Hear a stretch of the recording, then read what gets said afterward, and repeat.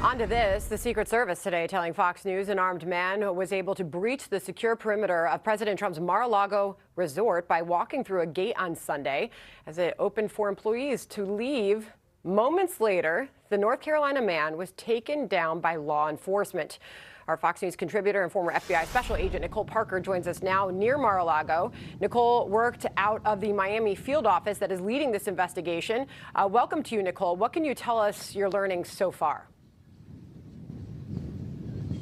Well, what we're learning is that this individual came from North Carolina. He arrived at Mar-a-Lago, came in through the inner perimeter, went into Mar-a-Lago as another vehicle was exiting, immediately was approached by law enforcement. This is the Secret Service in the Palm Beach County Sheriff's Office, and he had a gas can and a shotgun in his hands, and they said, "You need to drop those items." He refused to drop the gun. He dropped the gas can, but instead of dropping the weapon, the gun, he raised it into a shooting position, and then the law enforcement officers believed that their life was in imminent danger of death or serious physical injury, and so they neutralized the threat with deadly force, and he is now deceased. The FBI immediately responded. I had the privilege of meeting with the special agent in charge of FBI Miami on Friday evening. He will run a very thorough and solid investigation. They are the best of the best here. And sadly, they have extensive training with working similar cases. We had the Ryan Ruth case that happened here in FBI Miami. He was recently found guilty and sentenced to life. He was another individual who attempted to assassinate President Trump.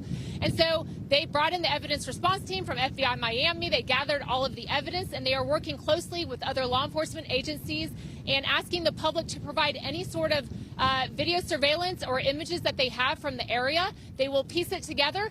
But Sandra, what I think is most important is that people want to understand this individual's motive. We again have a 21-year-old male. We are seeing a pattern of males in their 20s, white males that are carrying out these heinous acts. Thankfully, he was neutralized before he was able to harm anybody. But anyone that does this, you have to wonder, are they dealing with suicidal ideations? Because you have to know that if you are approaching a secure area such as Mar-a-Lago with a gun and you are pointing it at law enforcement, that is actually, you are asking for a death sentence. That will not be tolerated. This violence against political leaders, particularly President Trump, is intolerable. It must stop. And I truly believe that the rhetoric that is being spewed out there has a major role in this, and that cannot continue. Yeah, Nicole, to that point, Chris Swecker, as our audience knows, former assistant FBI director, weighed in on this Mar-a-Lago incident, and he suggested that this is why Gen Z is turning to violence. Listen here. There's been at least 10 intrusions into Mar-a-Lago since 2017, and most of them were young white males. You know, they become disaffected, as he said. They become disconnected. So you light the match, and off they go. They're just waiting for some sort of cause to latch onto. So Chris suggesting that they've somehow just, to your point, Nicole, become disconnected. Correct. I believe that they have been brainwashed in thinking that violence is the solution, and we know that that is absolutely not the solution. But what the FBI will be doing is the Behavioral Analysis Unit will be sending in profilers.